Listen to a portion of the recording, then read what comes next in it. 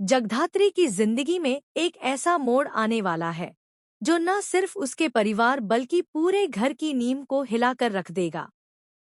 लंबे समय से वह जिस सच की तलाश में थी, आखिरकार वह उसके बेहद करीब पहुंच चुकी है। हर कोई उसे कमजोर समझ रहा था, लेकिन इस बार जगधात्री ने चुप रहकर नहीं बल्कि चालाकी और समझदारी से खेल खेला है। उसे पहले से ही शक था कि उमा और महेश कुछ बहुत बड़ा छिपा रहे हैं, लेकिन उसके पास कोई ठोस सबूत नहीं था। यही वजह थी कि हर बार सच सामने आते आते रह जाता था और उमा व महेश बच निकलते थे। लेकिन अब हालात बदल चुके हैं।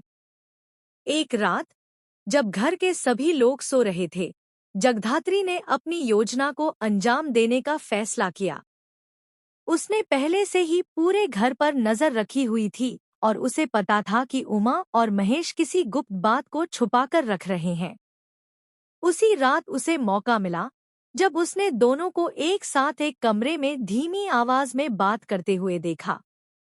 उनके हावभाव और डर साफ बता रहे थे कि वे किसी बड़े राज को छुपा रहे हैं।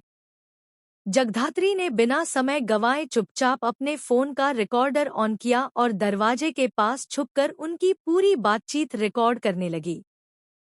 जैसे जैसे बातचीत आगे बढ़ी, वैसे वैसे जगधात्री के पैरों तले जमीन खिसकती चली गई।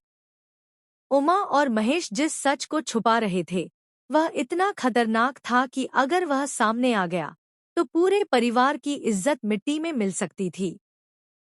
उनकी बातों से यह साफ हो गया कि उन्होंने कई बार झूठ बोलकर सबको गुमराह किया है और कुछ ऐसा किया है जो माफ करने लायक नहीं है। जगधात्री के लिए यह सुनना आसान नहीं था, लेकिन उसने खुद को संभाला और पूरी बातचीत रिकॉर्ड कर ली। अब उसके हाथ में वो सबूत था जिसका उसे लंबे समय से इंतजार था। लेकिन असली चुनौती अभी बाकी थी, इस सच को सामने लाना।